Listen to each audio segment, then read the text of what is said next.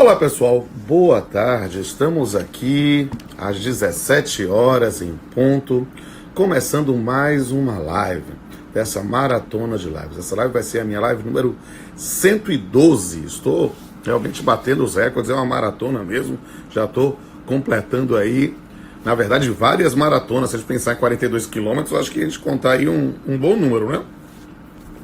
E gente, que bom tê-los aqui mais uma vez ao meu lado, né, virtualmente, e ter a oportunidade de bater papo com uma jovem professora, que foi minha aluna há alguns anos, a gente não pode confessar quantos, e hoje é professora universitária e que tem atuado na coordenação de cursos, tem sido uma pessoa muito legal. Vou contar algumas historinhas com ela, né, deixa ela entrar ao vivo, né? Mas quando eu fiz a enquete sobre pessoas para entrevistar, ela foi um dos nomes lembrados. Aí eu disse, olha, para mim vai ser ótimo, eu vou chamar, você vai ter, eu a chamo de teoria do caos, e vocês vão entender isso, né? Mas eu vou te dizer logo de cara, assim, antes que ela não entrou ainda, então desejo de logo, cara. Ela, na verdade, é formada, antes de ser formada em Direito, é formada em Matemática, né? E o trabalho dela foi sobre teoria do caos. E eu achei o máximo ter uma aluna de Direito que dominava Matemática, falava teoria do caos, aí, a partir daquele momento, só chamava teoria do caos. Ela vai contar depois a versão dela, mas vai ser muito legal. E a gente vai falar agora. Olha, Bruna aqui, apareceu, estou aqui. É que não chegou aquele. Então, já vou chamá-la aqui, ó. Tchan, tchan, tchan, tchan. Conectando. Olha aqui. Tudo bom, minha amiga? Oi, professor, que honra! Estamos aí realizando esse nosso desejo, esse sonho de fazer uma live juntos. E eu sei que seus alunos que te adoram, eu vejo o quanto há repercussão disso, vou aqui participar, acompanhar, e aí dizer também que essa live vai ficar disponível aqui no meu Instagram durante 24 horas, que são as regras aí do Instagram, mas a gente vai colocar também lá no meu canal no YouTube, então quem tiver alguma dificuldade depois para ver ou perder um trecho, ou cair, ou alguma coisa assim, se não assistir por aqui, assiste lá no canal Pamplona, no YouTube, e aí é só mandar uma mensagem inbox para mim que eu mando os links. A professora Bruna também tem, vai ser ótimo, depois eu vou mandar para ela o link quando já tiver o link especificamente da live lá, e acho que vai ser muito interessante. A gente vai bater um papo aqui essa noite. Bruna é um talento e gosta muito de direito do trabalho, e como toda professora que se dedica, faz com que seus alunos se apaixonem pelo direito, pelo processo do trabalho, né? Então eu vejo assim, foi muito bonito para mim quando a gente botou aí o card, as pessoas fazendo uma propaganda espontânea e dizendo assim, olha, professor Pamplona, sua referência, a professora Bruna foi que me fez me apaixonar por direito do trabalho. Achei lindo isso. E aí eu disse, que bom, vamos ter a oportunidade de bater esse papo e conversar especificamente de forma aberta sobre todos os temas que a gente pode suscitar nesse momento.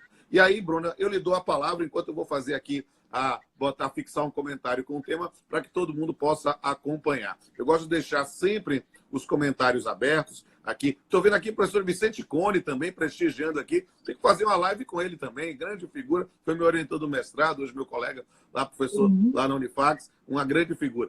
E vou botar aqui a fixar o comentário com o tema, enquanto eu já lhe passo a palavra. Boa tarde, minha amiga. Boa tarde, professor. Uma honra enorme para mim estar aqui dividindo esse bate-papo contigo. Eu estava hoje me lembrando que eu fui sua aluna há exatos 20 anos atrás.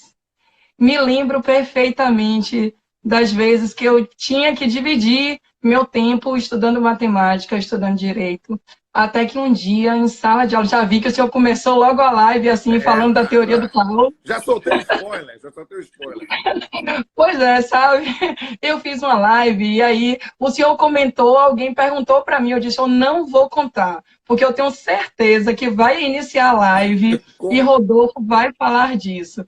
Mas assim, já se passaram 20 anos e para mim é uma honra enorme, né? A vida me fez advogar, a vida me fez gostar de direito do trabalho e, sem sombra de dúvidas, professor, o senhor é minha inspiração. Eu entrei na UFBA para estudar Direito, tendo um sonho que era ser tributarista. Por motivos óbvios, uni minha matemática, né, que eu já estava na metade do curso, e quando eu me encontrei na sala de Rodolfo Pamplona, eu disse, tchau, tributário, você não vai me ter, eu sou do direito do trabalho. Então, hoje, eu sou professora de uma grande quantidade de alunos, eu também já tenho 15 anos ensinando, e aí eu me sinto muito gratificada, muito honrada, por saber que, assim como o senhor é a minha inspiração e foi a fonte de escolha na minha carreira, eu, humildemente falando, também posso ser para tantas pessoas. E aí foi muito prazeroso passar o dia de hoje, até esse momento, vendo as mensagens postadas nos stories dos alunos, no seu também. Então, professor, para mim é uma honra. Eu, inclusive, gostaria de quebrar um pouco a rotina dessa live, se o senhor me permite, claro. Mas eu reservei um poema para ler para o senhor. Oh, que legal, que ótimo. Agora estou emocionado, diga aí. Pois é, na verdade esse poema não é de autoria minha, né? Mas com o coronavírus eu sou amante da poesia, não tenho o seu dom, escrevo algumas coisas, mas não faço essas publicações. E aí nesse momento de isolamento social, eu fui dar uma aula de direito empresarial, porque eu também sou especialista em empresarial, e eu encontrei aquele clima assim na turma, um silêncio, eu senti aquele vazio. E aí eu dou aula aqui da minha casa, do gabinete, peguei um livro do Braulio Bessa e li o poema Recomece. Recomece. E aí hoje, ele é fantástico, né?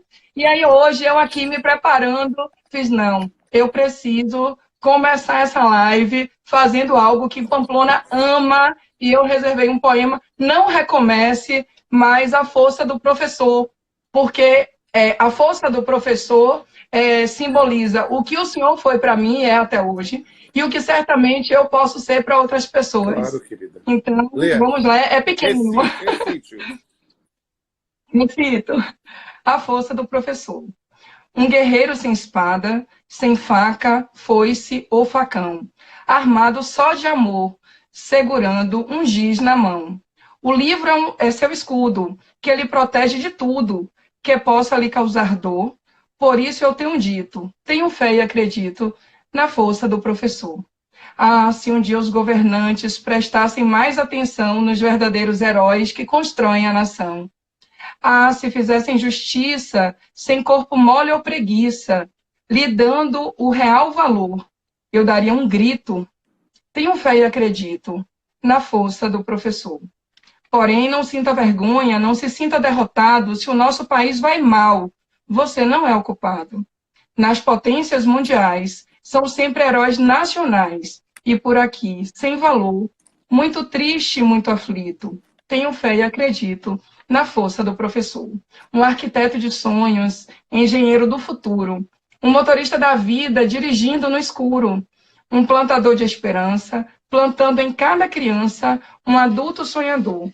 E esse cordel foi escrito porque ainda acredito na força do professor. Obrigada. Que lindo, que lindo. E eu adoro o Braulio Bessa. Eu acho de uma nova geração de poetas, ele é encantador, porque ele trabalha, na verdade, o cordel, né? Então, que é essa coisa da construção com a rima, né? E com a métrica bem acertada. Eu sou fã dele e sou fã de ser professor. Na verdade, eu estou na magistratura há 25 anos, desde 1995. Entrei na faculdade sonhando em ser magistrado, pensava inicialmente para a Justiça Estadual, mas me apaixonei pelo direito do trabalho, pela Justiça do Trabalho, aí assumi como magistrado trabalhista em 10 de julho de 95, né, completando 25 anos agora, entrei na Justiça como servidor em 92, né, mas eu gosto muito, acho que exerço bem a atividade jurisdicional, mas eu estou juiz, eu sou professor. Na verdade, a primeira paixão estava... Gravei até um vídeo outro dia falando sobre direito e arte e falando sobre filmes.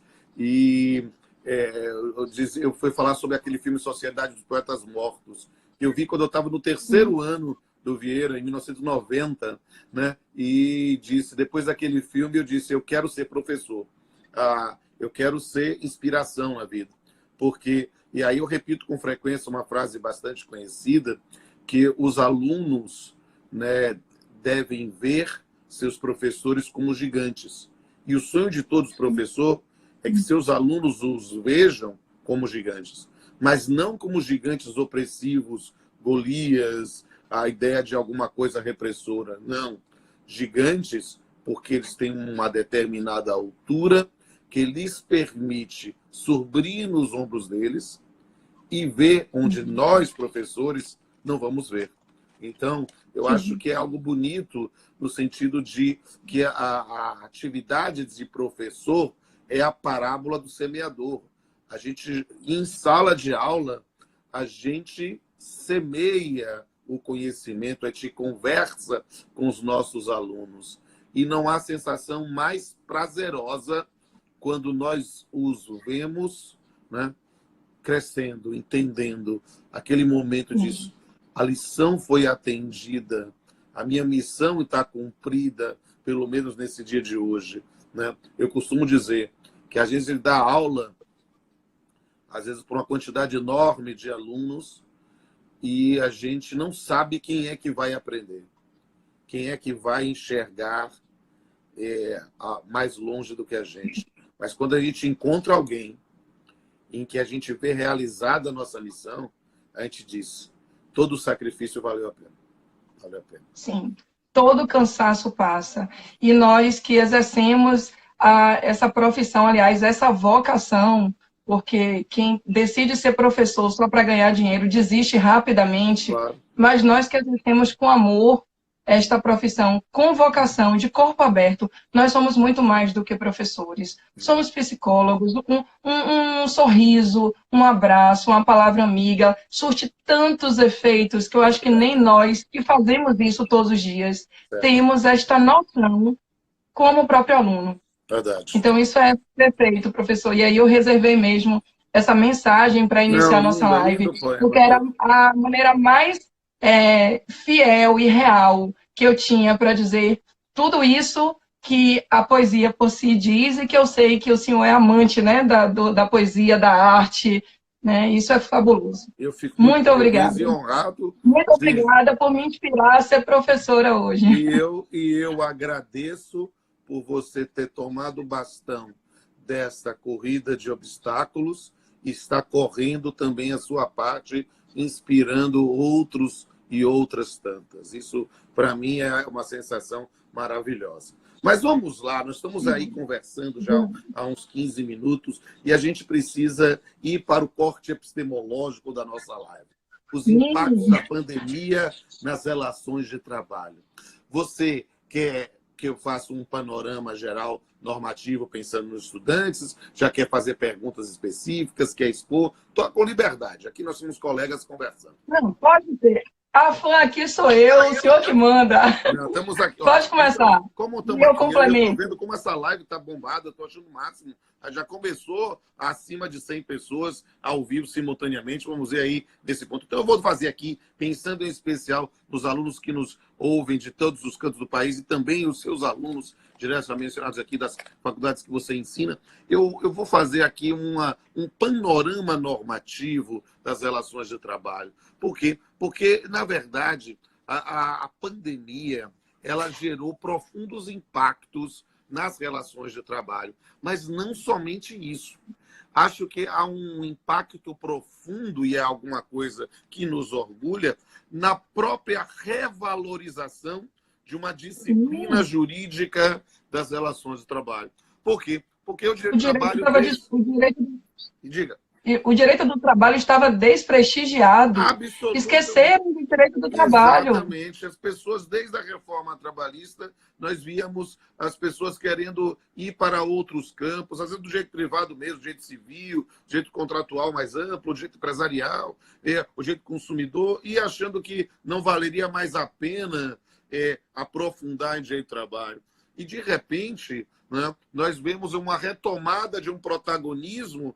Eu estou usando essa expressão genérica, disciplina jurídica das relações de trabalho, porque isso vai servir para o direito material e para o direito processual. Né? Nós estamos vendo isso, pensando no direito material, simplesmente um único dispositivo da Lei 13.979, a lei lá do coronavírus, da pandemia, né, dizendo que a ausência por a quarentena, isolamento, recomendação médica, ainda que não como um atestado médico, fazia por si só, geraria uma ausência que não seria falta injustificada. Só isso, Bruna, sim, nós já passamos a ter que explicar para não somente os nossos alunos, mas para toda a comunidade, a diferença de suspensão para interrupção, até quando o empregador paga, depois quando o INSS. E, de repente, eu tenho dito isso com frequência, pessoas estão ouvindo isso, que a gente, na verdade, eu não posso negar, eu estou no trabalho há 28 anos, sendo 25 como juiz, né? Eu não posso negar que, tipo assim, um sorriso no canto da boca ou uma fina ironia quando eu vi pessoas que diziam que a CLT tinha que ser revogada, que era uma norma superada, pedir a aplicação de dispositivos previstos na própria CLT para resolver problemas do direito empresarial, problemas da economia. Então, isso acabou sendo já um norte na própria condução da produção normativa, que aí começou nessa, não somente de pandemia de saúde, mas pandemia de IMPs. Né? Nós passamos a ter uma enxurrada de medidas provisórias, né, nesse aspecto. Então, aqui, só para dar um abraço aqui, professor Ricardo Guimarães, lá de São Paulo, lá da PUC de São Paulo, vou fazer uma live com ele, membro da Academia Brasileira de Trabalho, está aqui prestigiando a doutora Bruna Campos, Teoria do Caos. Então, nesse ponto, o que aconteceu? E aqui eu já vi as pessoas perguntando, pediu para falar em MP 927. Ela é a primeira a falar. E aí, o que é preciso mostrar uma diferença, né? Vamos pensar os pontos de aproximação e de distinção da MP 927 para a MP 936. Qual é o ponto comum que a gente precisa sempre destacar? Com todas as críticas que se possa ter ao atual governo, não houve nenhuma diretriz normativa de estímulo de extinção de postos de trabalho. Ninguém veio com PDV, PDI ou coisa do gênero. Não. Nós, na verdade, tivemos uma disciplina normativa que se coaduna com a ideia de manutenção de empregos e renda. E aí, qual era a lógica? Bem, a MP 927 veio como um respaldo normativo para atitudes, para condutas, para determinações unilaterais dos empregadores. A compreensão da MP 927, qual é a ideia? Tudo que estava na MP 927 já podia ter sido feito estritamente antes? Não, mas era. Tanto que trouxe uma norma absolutamente inédita do nosso sistema, que é uma medida provisória que respalda atos praticados antes da sua vigência. Mas a lógica é de medidas que poderiam ser feitas, autorizadas aí pela MP, em que o empregador poderia estabelecer unilateralmente modificações do contrato de trabalho sem violentar o artigo 468. Então, aí, nesse ponto, nós tínhamos a conversão do trabalho na empresa para o home office, a antecipação de férias individuais ou coletivas, antecipação de feriados, a questão do banco de horas invertido. Eu tenho dito para as pessoas, gente, a gente ensina banco de horas e a pessoa só entende na lógica da exploração. Trabalhar muito hoje para folgar depois e não receber hora extra. A inversão é uma decorrência matemática. É crédito ou débito. Ou seja, o indivíduo ser liberado agora para compensar a posteriori. É banco de horas da mesma forma. Então, esse sistema foi a linha mestra para se entender a MP 927. Inclusive, vamos depois, a gente pode falar, estou à disposição se você quiser perguntar, estou falando da própria discussão do artigo 29 da MP 927, que o Supremo decidiu que seria inconstitucional aquela previsão de que está contaminado por Covid, não é doença ocupacional. Eu posso explicar isso mais à frente também. Mas a norma seguinte é a MP 936, em que o que a gente precisa entender da MP 936, tão polêmica, inclusive com o ajuizamento da ação direta de constitucionalidade 6363, e com toda a manifestação do Supremo Tribunal Federal sobre essa questão. O que é a lógica da MP 936? ela mantém a linha da MP 927 de preservação de emprego e renda, mas já dá um passo à frente, um passo mais arriscado na ideia de a redução de salário, né, com redução proporcional de jornada e a questão da suspensão pela via individual. Por força do artigo 7º, inciso 6º da Constituição, gerou-se a grande polêmica que veio a ser o julgamento da de 6363, justamente pensando que a Constituição só admite redução salarial pela via negocial coletiva. Entendeu o Supremo que pode, pela situação de excepcionalidade, por um direito de crise, né, se fazer essa negociação. Eu acho que o reconhecimento da constitucionalidade era uma medida que se impunha, talvez, vamos dizer assim, mas eu acho que eles poderiam, com argumento matemático, evitar esse tipo de reconhecimento às normas excepcionais, que era pensar especificamente na redução proporcional. Ou seja, quando a gente imagina que numa relação individual era possível um empregado que estava em trabalho na empresa ser convertido a home office, né? Você tinha uma situação de um acordo individual, algo que precisava de também um respaldo normativo. Não, a discussão ali era a questão da MP 927. Mas, para contratar alguém em part-time job, jornada de tempo parcial, contratar diretamente, podia por acordo individual. Para converter da duração integral para a duração parcial, precisava de norma coletiva.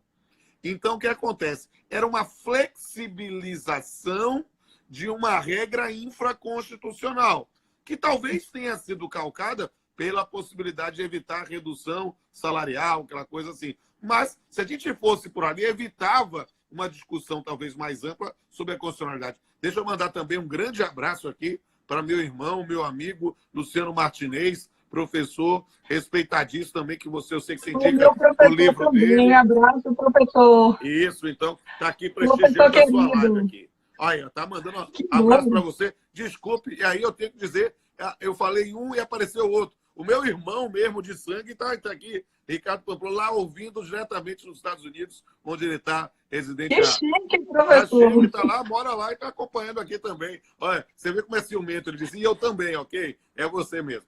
Mas o que é que a gente tem especificamente nessa linha da MP 936? O reconhecimento. Isso, eu vou falar isso agora, meu. Eu ia deixar falar sempre no intervalo, mas dizer, gente, você que está assistindo aqui a live nesse momento, siga aí a professora Bruna Campos. O Instagram dela está aqui, mas você também, se não localizar, você pode ver no meu próprio, na postagem que eu fiz, né, com o card. É só clicar, tá lá marcado. Siga, eu quero ver bombando aí o Instagram dela. E aí, me siga também e se inscreva nos 2 canais do YouTube. Essa live vai ficar no Instagram, vai ficar às 24 horas e vai também partir também para os 2 canais. Vai para o canal Pamplona, porque como é feito no meu perfil, vai estar assim. O pessoal está chamando aqui de minha malvada favorita. Eu acho isso uma injustiça, né? Mas vamos lá. Aqui acho que apareceu aqui um beijo para a doutora Lívia também, que está aqui também. Acabei de ver aqui também. Muito bem. E nesse ponto, o que a gente tem? Outras MPs, a MP 944, a MP 945 e a MP 946, que vão na mesma linha. O que é que a gente precisa? Na MP 944, você tem, na verdade, um empréstimo. Perceba, o dinheiro não está, o governo não está dando dinheiro de graça, mas colocando em, digamos assim, em juros ou em financiamento muito mais convidativo do que outras ofertas de crédito do mercado, mas também com compromisso. Não deixa de ter um combustível, né, para os pequenos empresários, né? Pensar nesse campo justamente para custear a folha de pagamento. Ou seja, não é dar dinheiro de graça. Não. A parte do dinheiro é o bem, que a gente chamava de BEPER, que foi regulamentado pelo decreto, mas que é da MP 936, aí sim, com determinados parâmetros, baseados no seguro-desemprego, mas que a gente tem que ter muito cuidado com os nossos alunos para não chamar o bem de seguro-desemprego, porque não é incompatível, porque só pode receber se estiver empregado. Né? Então, a MP 944 vai nessa linha do custeio. A MP 945 pensando nos avulsos com uma compensação tributária. E a MP 946 com a extinção daquele fundo do PIS/PASEP 78-88, na verdade, para capitalizar mais o FGTS. Você gosta de matemática, então pensar em matemática financeira aqui é muito importante. Por quê? Porque o fundo está sendo muito acionado. Então, a gente precisa... Também aqui um abraço para a doutora Jucimara Lobato, está divulgando aqui também os nossos canais aqui no YouTube, que é o Pamplona e o canal Papel no Pamplona. Obrigado. E aí, nesse ponto, a gente tem mais outras normas, e há uma pletora de normas infraconstitucionais nesse ponto, né, que a gente pode trabalhar. Mas aí eu já dei o panorama, já falei demais. Agora é sua vez. Você fala. Professor, eu costumo sempre dizer que estamos diante de um isolamento social e é muito difícil de decidir. São dois grandes bens jurídicos tutelados pela Constituição que precisam ser sopesados. É verdade. É o bem da vida, né, a saúde de todos nós diante do Covid-19, e o senhor citou muito bem aí a Lei 13.979, que foi de fevereiro, 6 de fevereiro, salvo memória, né, de 2020. Então, a gente passou para o isolamento social só a partir de 18 de março. De qualquer forma, o governo já estava se atentando a isso tudo, mas talvez tivesse esperança em não afetar tanto o Brasil. Que fosse uma gripezinha, alguma coisa assim. Uma gripezinha, como o próprio Bolsonaro, né, anunciou. Exato. Mas a gente vê aí uma sequência de medidas provisórias que efetivamente representam a necessária iniciativa do governo para poder manter vivos dois grandes sujeitos, que é o empregado e o empregador. Exatamente. Não há que ter empregador sem empregado e nem empregado sem empregador. Exatamente. Então, assim, a gente precisa enxergar o direito empresarial harmonizado com o direito do trabalho. Sem sombra de dúvida. Porque o empresário não está tendo de onde prover a sua capitalização para honrar os direitos trabalhistas, que são irrenunciáveis. Sem essa estratégia via medida provisória, isso resultaria uma enxurrada de desempregos e despedidas em massa. E a gente precisa realmente compreender um papel do Estado na amenização do caos social, que vai ser. Me permita só fazer mais uma parte, porque eu vi aqui doutor Luiz Tadeu Leite Vieira, desembargador do TRT aqui da Bahia, também participou. É a primeira vez que eu estou vendo numa live minha, então quero fazer o registro. Um abraço aí para o doutor Tadeu. Siga aí, Bruna. Vou aproveitar também para agradecer a todos os meus alunos que estão aí entrando. Aqui, viu? Toda hora aqui, estou vendo aqui. Pode mandar beijo para todo mundo. Pois é. Se a gente ficar só lendo as mensagens, a gente vai passar uma hora agradecendo esse carinho enorme dessas pessoas todas que nos prestigiam, né? Mas eu me sinto honrada. Pois é, professor. Então, assim, era necessário. Acho até que demorou. Sim. As medidas provisórias, ao meu ver, demoraram, né, de apresentar essa efetiva estratégia. Mas vejo que foi um bombardeio. Quando eu li a medida provisória 927, eu vi, meu Deus do céu, desestruturou, matou completamente todas as bases sólidas, históricas do direito do trabalho, do patamar mínimo civilizatório, né, do artigo 7º da Constituição. Tudo bem que o governo não aguentou, né, tamanha pressão, e no mesmo dia, 22 de março, à tarde, anunciou a revogação do artigo 18 da MP 927, né? Porque e aí, no dia seguinte... O artigo 18 era uma nota desafinada na sinfonia. Por quê? Porque fora a ideia da curva. Especificamente, fora da curva, a MP 927 era toda para uma construção calcada especificamente em autorizações unilaterais, mas com preservação de emprego e renda. De repente, coloca um dispositivo que suspende de 1 a 4 meses sem nenhum tipo de custeio. Então, foi uma nota desafinada, assim. Foi assim, completamente fora do contexto, porque ainda que entregássemos, através da MP 927, nas mãos do empregador, algumas atitudes que seriam feitas unilateralmente, mas quando a gente se deparou com o artigo 18, então, tipo assim, foi um ponto completamente perdido dentro de um contexto anunciado pela medida provisória. Então, que bom que não houve permanência na literalidade desse artigo. E a gente vê que a MP 936 veio, inclusive, consertar a proposta Exato. do artigo 18, né? Porque aí trata, de novo, da possibilidade desse afastamento do empregado para curso, agora tendo que ser, né, de 1 a 4 meses e permitindo aí o gozo do benefício, né, a inserção desse empregado nessa forma aí de benefícios traçados pela MP 936. Então, a gente vê que, assim, houve... E essa é a lógica, porque a MP 936, aí ela seguiu uma coerência, perceba, é claro que ninguém está feliz em ter redução de salário. Ninguém. Ninguém pode dizer, estou alegre, mas perceba que foi uma forma para pensar numa manutenção de pós-trabalho, numa situação absolutamente excepcional. Quem pode dizer quando nós vamos voltar ao nosso exercício habitual? Porque eu não estou nem chamando mais de exercício normal, porque eu acho que, na verdade, nós nunca vamos voltar ao normal. Nós vamos construir uma nova normalidade, estamos fazendo novas formas de comunicação, inclusive a própria noção das lives, o pessoal fica me chamando de live man ou de rei das lives, porque na verdade foi a forma que eu encontrei de servir a sociedade nesse momento em que estamos isolados. Então, ter a oportunidade de trocar informações, de aprender, de trocar experiências, para construir uma nova normalidade. Por quê? Porque, como diria Lulu Santos Nelson Mota, nada do que foi será de novo do jeito que já foi um dia. Tudo passa, tudo sempre passará. E aí?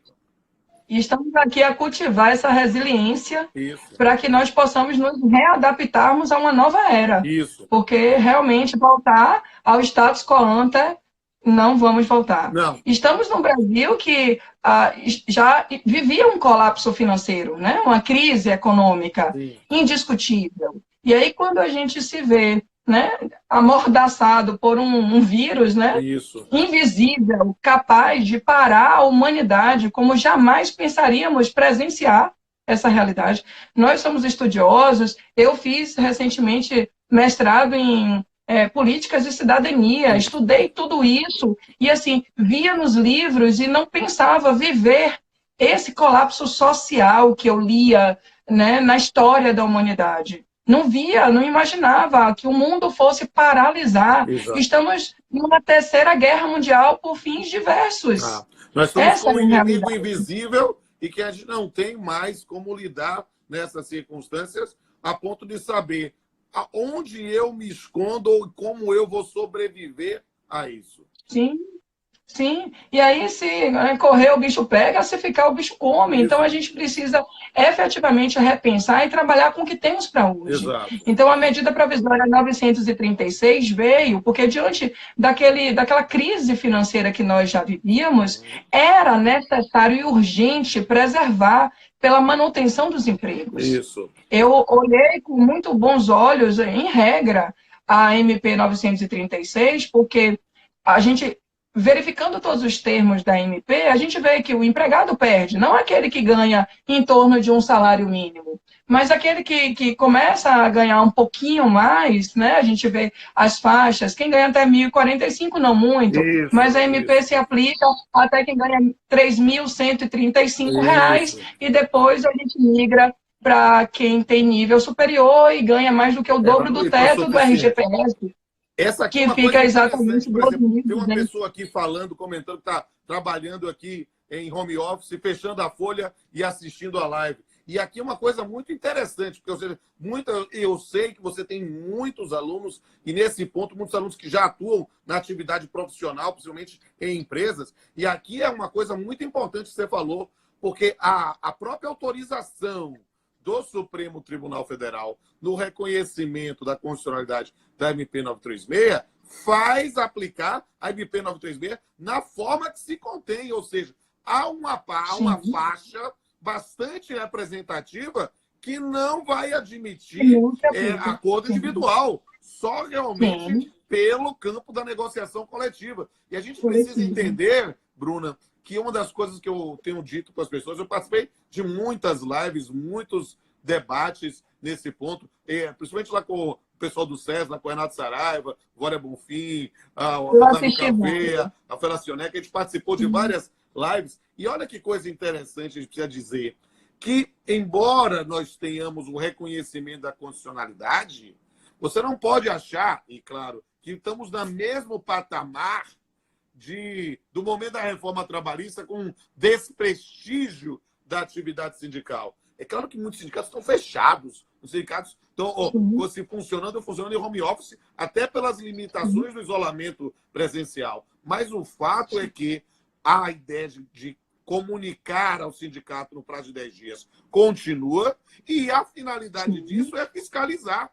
Então, nesse ponto, além disso, nós vamos ter toda essa faixa, que é uma faixa bem representativa, 3.440 até o dobro do teto, é muita gente que talvez esteja aí, e é só pela via negocial coletiva. Mas a gente precisa entender que quem tem que ser prestigiado é sindicato de verdade. É sindicato que está aí para pensar em construção de uma relação. Sindicato que cobra para negociar é conduta antissindical que tem que ser denunciada no Ministério Público do Trabalho. Então, a gente precisa nesse ponto. Ao longo da história, a gente vê um desvirtuamento dos ideais puros do sindicato. Isso. A história mundial do direito do trabalho, e não diferentemente no Brasil, demonstra isso. Então, é verdade também que a reforma trabalhista deu um tiro no peito do sindicato. E o sindicato começou a ganhar um corpo muito próximo de empresa. Eu costumava dizer isso aos meus alunos, porque agora é assim, se o associado contribui, paga a contribuição sindical, então o sindicato acolhe ele. Se o associado não entra nesse sistema, o sindicato desprestigia, desacolhe, deixa aquele filho perdido e desgarrado. Agora a gente vê nessa margem, né, de quem ganha 3.135 até R$ 12.202,12, é uma margem muito extensa, de fato. O que chama de volta o sindicato para exercer o seu papel, acreditando-se naquele papel probo, ativo e cumprindo-se o princípio da adequação, que é o sindicato precisa representar a voz dos trabalhadores. Essa é uma questão fundamental também. Sabe por quê? Porque nós estamos vivendo hoje um período em que as pessoas não têm mais paciência. As pessoas não querem mais ouvir as outras. E o que é terrível, Bruna? As pessoas acham que o papel do sindicato vai ser assim, não, dessa faixa, por exemplo, o empregador quer reduzir e acabou, estou aqui só para chancelar. Não, é negociação. E negociação, eventualmente, vai ter que ter momentos, vai ter que dizer, não, a gente não quer nesse ponto, a gente vai ter que verificar. Se o sindicato não quiser, não faz. Não, o sindicato tem que estar empoderado para negociar. Mas para negociar, talvez, formas, fazer uma seleção de quais empregados vão ter a redução, verificar alguma linha específica. Porque as pessoas, por exemplo, me perguntam o tempo todo, toda live que eu faço sobre a MP 936, as pessoas perguntam, vem cá, e pode reduzir salário da gestante? A minha resposta é mesmo, pode. Porque não houve nenhuma redução. Mas é um absurdo. Bem, é justamente nisso que o sindicato pode atuar. Pensar em não reduzir de determinadas pessoas que estão mais vulneráveis, gestantes, aposentandos, né? Pessoas que estão perto de se aposentar, pessoas na faixa de risco. Ou seja, ter um campo. E eu vou dizer, eu tenho feito muitas lives com o pessoal de direito empresarial, né? Ou direito civil puro, pensar assim na ideia de relações contratuais. E aí eu tenho conversado com eles e eles dizem assim, os empresários estão abertos para negociação. Ou seja, na verdade, porque está todo mundo sofrendo. É claro que não é aberto para negociação, não quer dizer que acertou e acabou. Não. Ou é isso ou aquilo. Não. É preciso ter maleabilidade e a gente está empoderando o profissional da advocacia para que ele possa, nesse ponto, aprender a negociar. A forma que se ensinava direito no passado, e você, ainda jovem, né, pode dar esse testemunho também, que viveu também essa época, as pessoas só entraram na faculdade para aprender a brigar. É petição inicial, é contestação, é recurso, é sentença, é como executa, quando muitas vezes nós temos que pensar em resolver problemas. E isso Sim, é algo que precisa de negociação, precisa aprender a trabalhar com mediação, com conciliação, que é, sem sombra de dúvida, que não precisa ser só judicial, é extrajudicial, ou seja, é pensar em resolver o problema sem o Poder Judiciário. Se precisar do Poder Judiciário, o Poder Judiciário está à disposição, mas não é a única via. É isso que precisa ver. E aí o sindicato precisa, então, ressuscitar, pensando no olhar puro da teoria principiológica, a unidade do sindicato. Porque o que a gente vê muitas vezes é uma guerra interna entre os dirigentes sindicais que fragiliza os propósitos do sindicato com o olhar de proteger ou otimizar os direitos dos trabalhadores. Então, esquece-se aquela finalidade pura que o sindicato sempre existiu para buscar, digamos assim, no pau do seu nariz. E aí a gente precisa efetivamente, pelo menos é o que nós esperamos, que o sindicato possa, sim, ponderar desta unidade, dessa força que o sindicato pode ter de volta, e assim vai beneficiar a categoria, vai preservar a continuidade da relação de emprego e vai buscar paz social. Todos esses são princípios norteadores do direito coletivo do trabalho, que busca, então, a harmonização e a convivência equilibrada, equânime desses dois sujeitos relevantíssimos, que é o empregado e o empregador. Exatamente. E aí espero muito que o sindicato possa cumprir esse papel, em que pese, nessa vivência prática, não é todo sindicato que está fazendo esse papel proativo nesse momento, né, em que as negociações são muito importantes. Então, a gente vê meios de barganha com os mais diversos propósitos e, muitas vezes, nesse interim, se esquece o principal motivo de toda a negociação, a preservação dos empregos. Porque se a gente, que já tem o Brasil em crise, se depara como resposta, resultado do Covid, uma massa de milhões de desempregados, então a gente vai assim, perder mesmo esse avanço que o direito do trabalho se propõe, que o direito empresarial precisa ter, e a gente fica perdido no meio dessa condução, né? E, querida, a gente já está falando aqui há 44 minutos, então a gente já tem que se encaminhar para o final. E você tem outra live de 18 horas. Porque essa é uma maravilha para conversar. Quando o papo é bom, a gente nem percebe o tempo passar, né? E aí eu quero, a gente está encaminhando talvez para o final, antes mandando um abraço aqui para o doutor Edmilson, que é diretor de secretaria no TRT do Pará, está nos assistindo aqui. Eu vi também o doutor Marcos Avalone, lá do Mato Grosso, que organiza lá a palestra cantada da gente lá. Vi a doutora Camila Nogueira, que é uma paraibana que está em Brasília também, já organizou uma palestra cantada para a gente. Muita gente participando, estou muito feliz. Essa live está realmente bem agradável, muito. Eu tenho uma oportunidade aqui de conversar de forma aberta, livre. Mas o que a gente precisa, talvez pensando no arremate, né? A gente propôs falasse de impactos da pandemia nas relações de trabalho.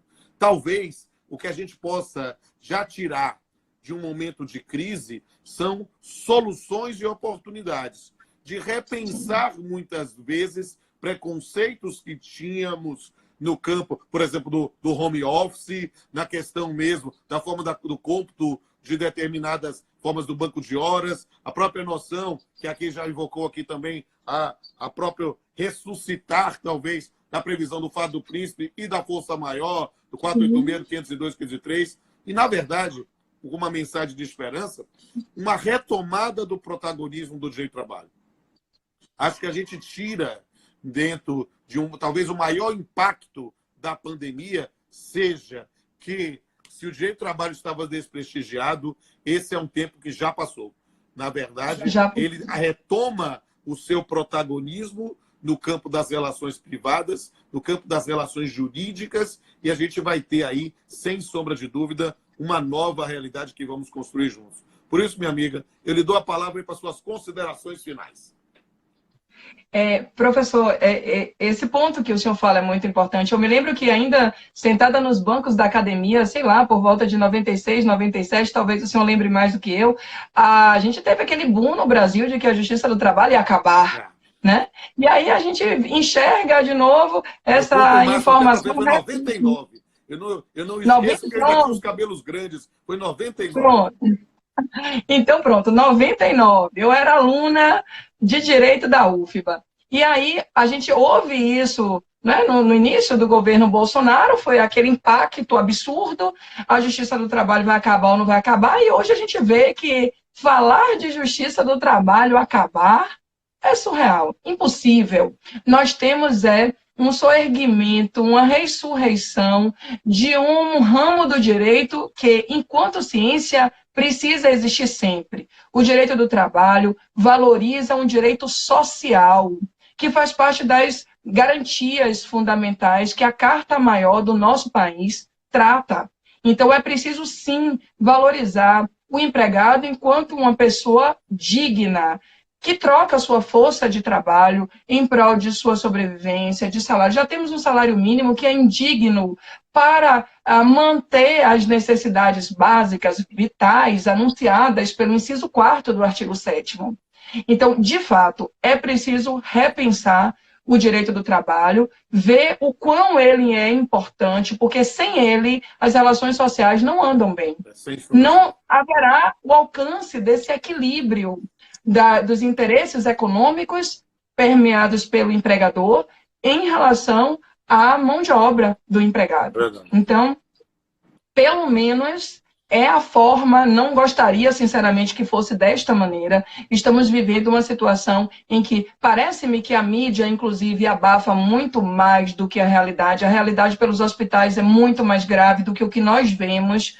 Eu tenho muita gente da família que é da área de saúde, que são médicos, e relata isso, amigos do Ministério Público, que também me relatam isso tudo. Mas é necessário pensar que sem saúde, sem proteção à vida e sem a dignidade das pessoas na manutenção do emprego, não sobreviveremos.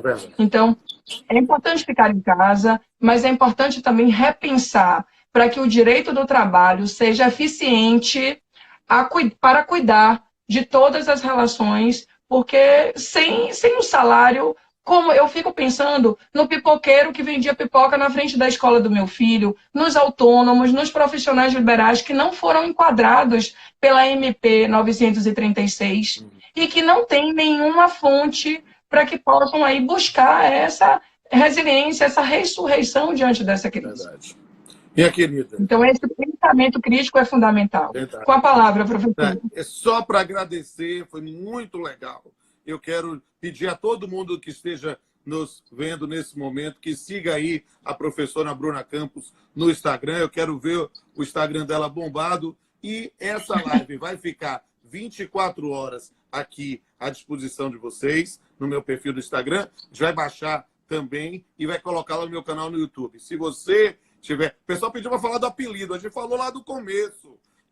Você vai ter que rever a live para saber por que eu chamo ela de Teoria do Caos. Vocês vão conhecer toda essa história quando ela foi minha aluna já há tempos que a gente nem pode mais confessar. Querida. Bruna tem vários, mas Teoria do Caos só vai ter eu nessa geração. É verdade. De verdade. Com certeza. Um beijo, professor. A honra foi toda minha. Muito obrigada de coração. Obrigada a todos que nos assistiram. Curtam sempre o professor Rodolfo Pamplona. Fiquem ludibriados por esse enorme saber. Amém. E um ser humano fenômeno sobrenatural. Obrigada, professor. Um beijo, querida. Até a próxima. Tchau.